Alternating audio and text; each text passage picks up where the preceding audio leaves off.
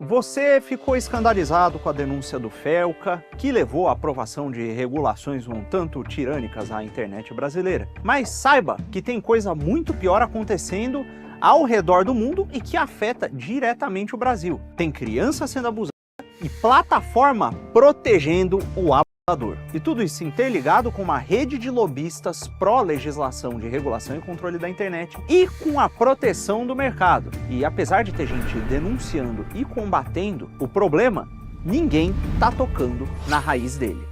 Vamos lá, eu tô falando aqui do caso recente do Roblox. O Roblox é uma plataforma de jogos em que os usuários criam as próprias experiências interativas. Então você entra lá na plataforma e ou vai escolher entre as centenas de milhares de jogos criados por outros usuários, ou vai você mesmo entrar lá e criar o seu próprio jogo. O Roblox em si é uma empresa gigantesca que tem milhões de usuários ativos por mês e que já foi a empresa listada na Bolsa de Valores mais valiosa de todo o mercado de entretenimento interativo ou de jogos. É curioso notar aqui que entre 56% e 67% dos usuários do Roblox, dos jogadores, têm menos de 16 anos. Ou seja, é uma plataforma que é frequentada majoritariamente por crianças. Uma plataforma com jogos que não são daquele tipo de jogo que o sujeito joga sozinho. Normalmente são jogos multiplayer, que o sujeito joga online com gente de todo mundo. E aí tem jogo de todo tipo, tem desde jogos de tiros mais realistas até jogos infantis. E os jogos de dentro do Roblox são tão populares, mas tão populares, que eles chegam a bater o número de usuários ativos e de jogadores de jogos AAA feitos por estúdios enormes, vindo de publishers consagradas à indústria. O próprio Grow a Garden recentemente bateu um recorde mundial. E bom, esse evidentemente não é um vídeo sobre o tamanho do Roblox, e sim sobre escândalos que acontecem dentro dessa plataforma justamente por conta desse elemento multiplayer, desse elemento online. Desde 2018, pelo menos, pipocam na internet diversos casos de predadores se aproximando de crianças para atraí-las a encontros na vida real, no qual elas frequentemente são abusadas. E quando isso não acontece, muitas vezes o cara pede foto, tem interações inapropriadas e libidinosas com ela dentro do jogo. Inúmeras situações análogas a essas que eu acabei de falar acabam acontecendo. Tem jogo com conteúdo adulto inapropriado que acaba aparecendo na homepage e sendo acessado por crianças. Teve até um caso que virou meme, né, em que o filho da Kim Kardashian encontrou lá um jogo sobre o vídeo vazado dela. Ou seja, aqui um problema duplo.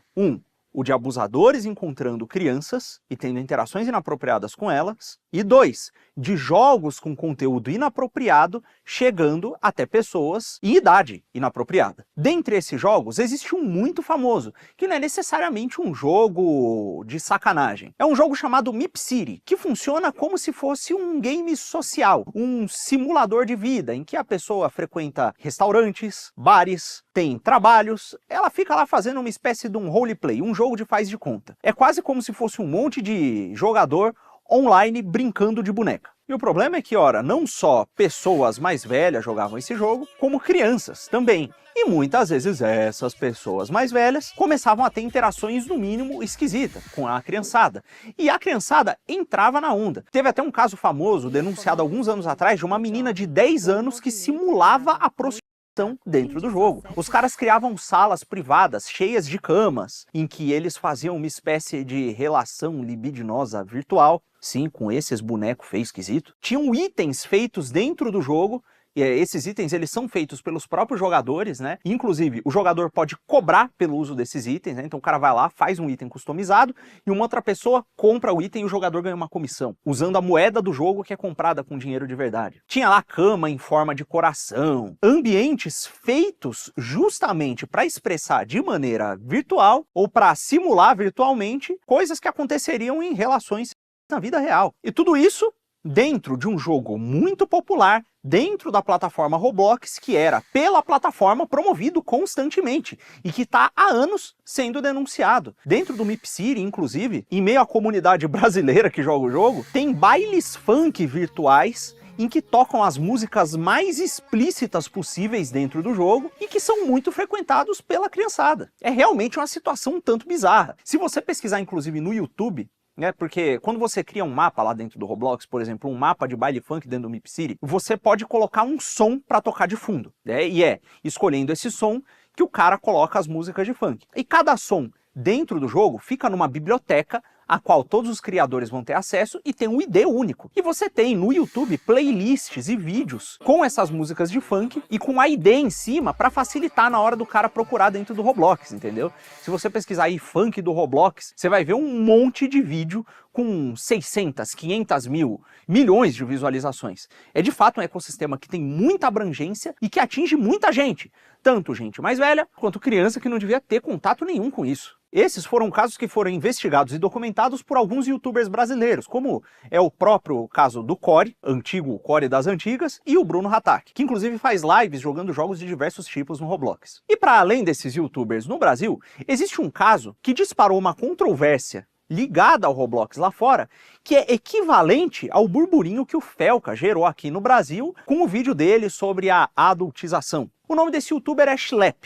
Eu sei que é um nome um pouco ridículo, é um youtuber de Roblox, tenha paciência. O tal do Schlep é um rapaz bem jovem, de 20 e poucos anos, que na infância jogava o Roblox, porque ele é um jogo que existe já há algum tempo. E na sua infância, ele foi atraído e sofreu abuso de um desses predadores que ficam ali no jogo atrás da molecada. Daí, ele tomou como uma espécie de dever caçar esse tipo de gente e entregar para as autoridades para que outras crianças não tenham que passar pelo que ele passou. Então ele faz uma série de vídeos. Ele entra no Roblox com uma conta que parece ser de criança, espera os predadores se aproximarem, conversa com eles fora do Roblox quando eles pedem, e esse detalhe é muito importante, e depois de documentar a má intenção desses predadores, ele encaminha isso tudo para as autoridades e as autoridades prendem os vagabundos. Olha, eu ia usar a palavra com P aqui, mas o YouTube não gosta. Então, pedoleiro parece pedaleiro, eu vou chamar de ciclista daqui pra frente. Um total de 6 ciclistas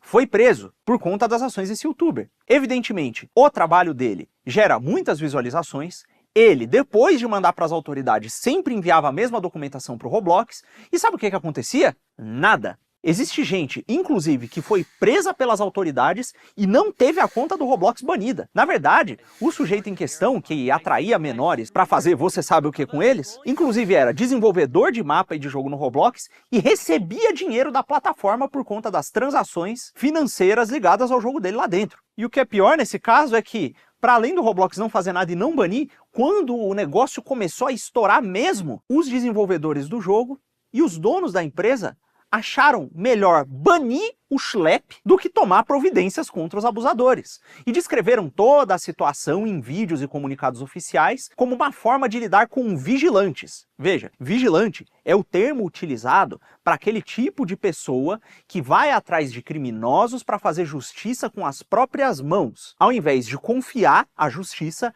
a autoridades competentes, como a polícia e o sistema judicial. E isso é precisamente o que o Schlep não faz. Na verdade, o que ele faz é o oposto. É entregar essas pessoas para as autoridades. Dentre as acusações contra o Schlep, consta a acusação de que ele não enviava as evidências e não as denunciava oficialmente para o Roblox. Inclusive, parece que eles esperavam que eles fossem notificados antes das autoridades, quando na verdade é o oposto que deve ser feito, né?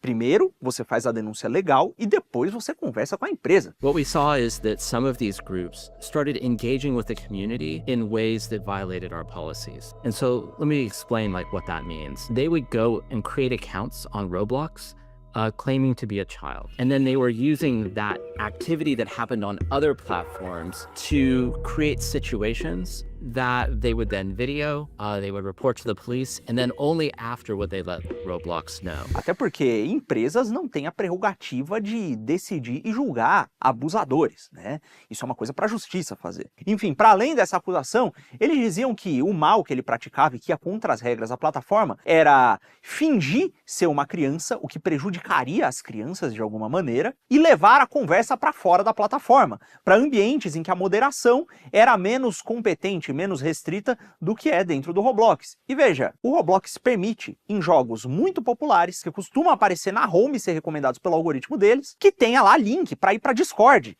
que é uma rede social, uma plataforma de comunicação por texto e por voz. Então assim, jogos muito grandes, como o próprio MipCity, em que esse tipo de coisa acontece, podem ter um Discord e linkar para ele fora da plataforma. Mas o Schlep não pode clicar num link para ir para fora da plataforma quando o pedófilo ciclista pede para ele, porque ele tá violando as regras? É um pouco esquisito, né? E para piorar a situação, conforme o caso foi sendo investigado, ex-funcionários ou pessoas que alegam ser ex-funcionários do Roblox disseram que foram demitidos da empresa justamente porque viam esse tipo de comportamento acontecendo, denunciavam internamente e queriam implementar medidas duras para contenção desses usuários criminosos para livrar a plataforma desse tipo de gente. E no final das contas, esse tipo de medida era cortada de dentro da empresa, porque eles não queriam causar um pânico, não queriam diminuir o número de usuários e fazer parecer que a plataforma era perigosa. You have to make a decision,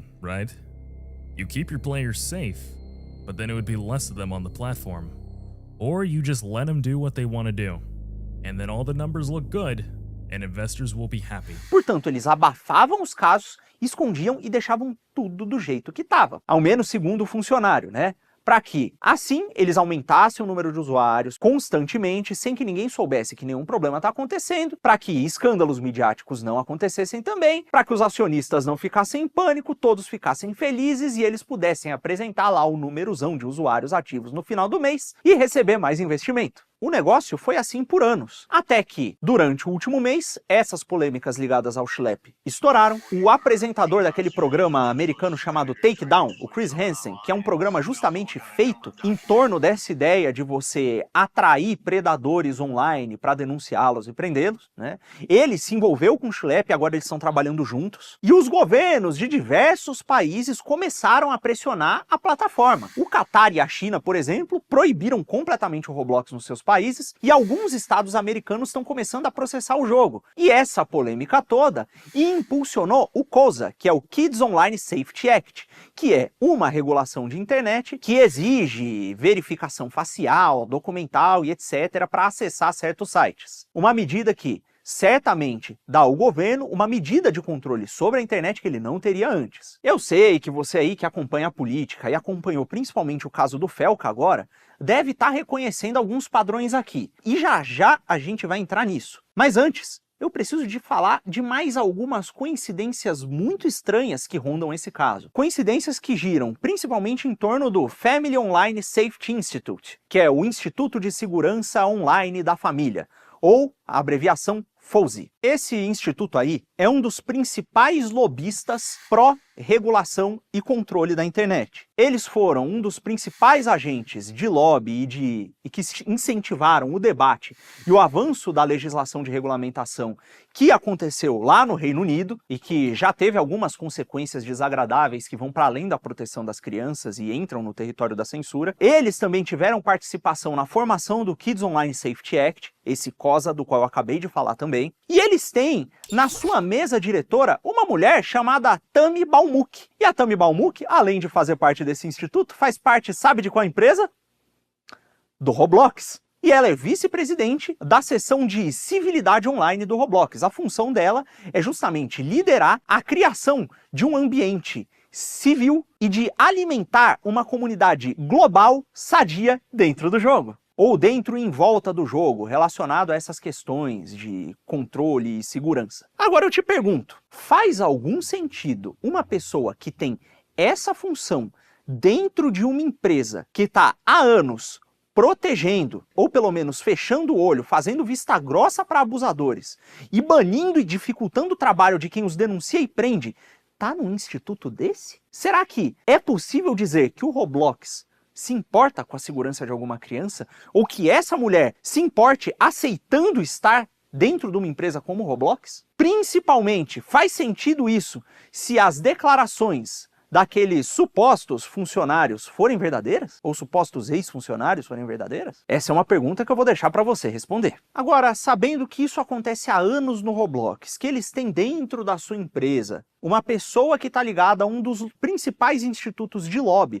pró-regulação da internet, tem algum sentido isso ter acontecido durante esses anos todos, ter recebido alguma cobertura da mídia e não ter tido nenhuma repercussão legal só até agora? Não é coincidência demais que esse escândalo estoure justamente agora, no período em que estão forçando a mão pro controle do discurso e o controle da internet? Olha, pra mim isso parece coincidência demais. Especialmente quando a gente começa a olhar outras evidências e informações em volta desse caso. Como, por exemplo, o fato de que o Jim Banks, um republicano que não fazia parte do Kids Online Safety Act, que tinha até investimento no Roblox, quando ele decidiu recentemente entrar como um dos apoiadores do projeto e, simultaneamente, antes dos processos do Estado contra ele começarem, vender as ações que ele tinha do Roblox. Evidentemente, ele vendeu as ações, rolou o quebra-pau, a repercussão midiática pesada e os processos do Estado, o valor de mercado da empresa caiu e ele não foi afetado. Curiosamente, todo o escândalo serviu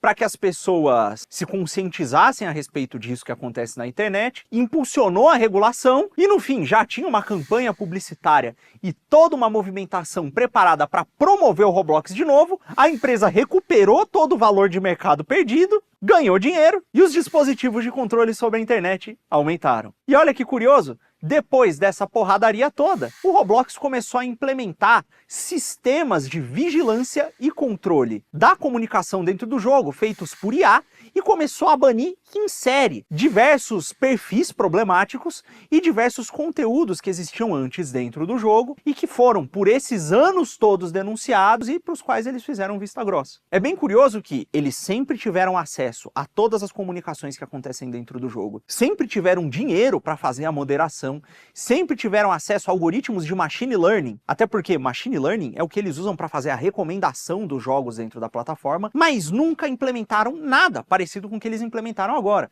A implementação só aconteceu depois que o escândalo midiático e a pressão política começaram. E, curiosamente, eles não perderam nada com isso, a agenda avançou politicamente e, no final das contas, talvez eles tenham até saído como mocinhos para o mercado. Isso não é uma coisa que está acontecendo isoladamente nos Estados Unidos, né? O mundo inteiro está começando a debater esses dispositivos de controle sobre a comunicação e sobre a internet. E não me parece coincidência que essas coisas estejam todas acontecendo ao mesmo tempo. Isso é muito parecido com o impulsionamento que fizeram do vídeo do Felca em relação ao caso do Ítalo Santos, recentemente, e que impulsionou a aprovação da lei que estão chamando de Lei Felca. Vale lembrar aqui que esse caso tem algumas semelhanças com o caso do Roblox, como, por exemplo, o fato de que a Fontenelle, há anos atrás, ter denunciado o mesmo caso sem que nada tivesse acontecido. Na verdade, ela até perdeu um processo contra o Ítalo Santos e se ferrou porque denunciou os mesmos abusos que o Felca agora denunciou. Mais ou menos ao mesmo tempo que isso tudo está acontecendo, rolou também o escândalo da Mastercard, da Visa e do PayPal exigindo a retirada e a censura de jogos inapropriados em plataformas como a Steam. Enfim, o cerco está fechando, sempre com o envolvimento dessas grandes corporações, de membros do Estado e de grupos de lobby e do setor financeiro. Agora a gente vai entrar numa outra questão que toca na raiz desse problema. Para mim, o que está acontecendo aqui é muito claro. Me parece que o que está rolando agora com a internet é análogo ao que aconteceu há algumas décadas atrás com as viagens aéreas. Todo mundo aqui que já pisou num aeroporto, ou já pelo menos viu o processo de embarque, sabe que o embarque e desembarque em aeronaves, especialmente de voos internacionais para os Estados Unidos, é muito burocrático. Nego puxa a capivara do sujeito, trava o cara na imigração, se ele é barbudo já acham que o cara é islâmico, a mala é escaneada, tem que ver o que vai entrar, o que não vai, é uma treta. Mas isso nem sempre foi assim. Antes do fatídico 11 de setembro, as viagens de avião eram muito parecidas com as viagens de ônibus que a gente faz hoje em dia. Não tinha tanta burocracia assim. Mas depois que aviões foram utilizados para um atentado nas Torres Gêmeas que tirou a vida de milhares de pessoas, entrou em vigor o Patriot Act, que instaurava essas burocracias, essas medidas de segurança, a princípio de maneira paliativa, enquanto uma solução permanente não era encontrada. E no final das contas o que aconteceu foi que essas soluções paliativas se tornaram permanentes. Me parece que o que está acontecendo com a internet agora é muito semelhante ao que aconteceu no Patriot Act. Só que no lugar de terroristas islâmicos você tem ciclistas. que foi? Tá rindo aí, rapaz? E no lugar das viagens aéreas a gente tem o discurso público na internet. E olha, o que é mais trágico em tudo isso é que isso não resolve o problema. De fato, o Roblox precisa ser investigado, as empresas de mídias sociais precisam tomar providência em relação a casos como aqueles que o Felca denunciou, e algum tipo de fiscalização e punição mais ágil e pesada tem que acontecer contra quem viola a lei. E talvez as redes tenham que cooperar de fato com as autoridades vigentes. Eu não discordo de nada disso, mas as soluções que foram apresentadas até então não resolvem o problema. E, francamente, só o controle sobre as redes também não resolve. Isso porque a causa do que o Felca chamou de adultização, que no fundo é sexualização de crianças, não é a falta de legislação para proibir isso, porque a legislação existe. A causa disso é cultural. E tanto a direita quanto a esquerda, muitas vezes, defendem as práticas que geram o tipo de ambiente que leva a esse tipo de abuso. Ora, o Ítalo Santos, por exemplo, não apareceu do nada, tendo a genial e inovadora ideia de sexualizar crianças. Na verdade, desde os anos 50, 60, há um crescente movimento de libertação sexual. E as pessoas que defendem ideologias mais revolucionárias, já há alguns anos também, têm deslocado a sua militância da pauta econômica para a pauta sexual. Daí tantos coletivos e trabalhos acadêmicos sobre cus e banheirões pipocando nas universidades de humanas. Cu é palavrão? Ah, o cu tá liberado. E essa mentalidade mais libertina, que visa remover os tabus em volta da performance sexual e de assuntos sexuais, desde essa época, tem se tornado quase que um pressuposto inquestionável e tem se tornado em si mesmo um tabu nas cabeças de muitas pessoas. A mentalidade do vive e deixa viver, de que amor é amor, e veja aqui, com amor normalmente estão querendo dizer sexo, não amor literalmente, se enraizou de tal maneira na cabeça, até mesmo dos ditos conservadores, que muitos olham com nostalgia para os tempos em que a TV tinha crianças dançando junto com mulheres seminuas do El Chan, em que a Xuxa usava roupas provocativas em programas infantis, e em que no horário nobre você tinha, sei lá, a piscina do Chacrinha passando na TV, ou o concurso da gata molhada do Gugu, ou coisas que são tão bizarras e cabreiras que deixaram até o Cocielo chocado. Ora, a exposição de crianças a conteúdo sexual inapropriado não vem de hoje. E ele apareceu justamente porque se perdeu a ideia de que no ato sexual está acontecendo uma coisa muito séria e que tem repercussões e consequências muito profundas na alma dos indivíduos que o praticam e em toda a sociedade. Mesmo que eu deixe a questão espiritual de lado. Veja, do ato sexual surgem novas vidas. Novas vidas que precisam ser protegidas física e mentalmente. E que para o serem apropriadamente, precisam de pessoas competentes, dedicadas e amorosas. Sem o amor dos pais, quer sejam pais biológicos ou adotivos, é impossível uma criança ter um desenvolvimento psíquico sadio e se tornar um adulto funcional. E quando o ambiente familiar, esse ambiente da primeira interação da criança com o mundo, é desestruturado, a psique da criança é desestruturada